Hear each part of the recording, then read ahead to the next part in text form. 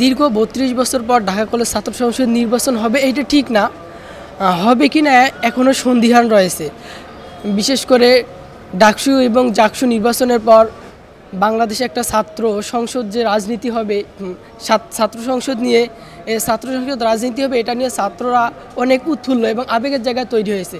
এখান থেকে বিশেষ করে যদি ঢাকা কেন্দ্রিক রাজনীতির কথা বলি, ঢাকা ইউনিভার্সিটির পর ঢাকা কলেজ একটা হচ্ছে রাজনীতির আতুরঘর। এখানে যদি ছাত্র সংসদ তৈরি হয় বা নির্বাচন হয়, তাহলে এখান থেকে একটা স্বচ্ছ রাজনীতি চর্চার মাধ্যম তৈরি হবে। বিশেষ করে যদি ঢাকা কলেজের কথা বলি, আমাদের যে ঢাকা কলেজের প্রশাসন আছে, এই প্রশাসনিক অবকাঠামোটা এমন রয়েছে, মনে হয় জরাজীর্ণতে আবদ্ধ হয়ে আছে, কোনো কাজেই করছে না। যেই ভবনে আমি এখন দাঁড়িয়ে আছি, এই লিফটের কাজ 18 বার হয়েছে, 18 বার সবাই ফেল করে বা টেন্ডারবাজির মাধ্যমে টাকা মেরে দেওয়ার পর 19তম বার এসে এই লিফটটা চালু হয়েছে, কিন্তু চালু হওয়ার পরেও সাব স্টেশন ঠিকমতো কাজ না করার কারণে এখনও বন্ধ আছে।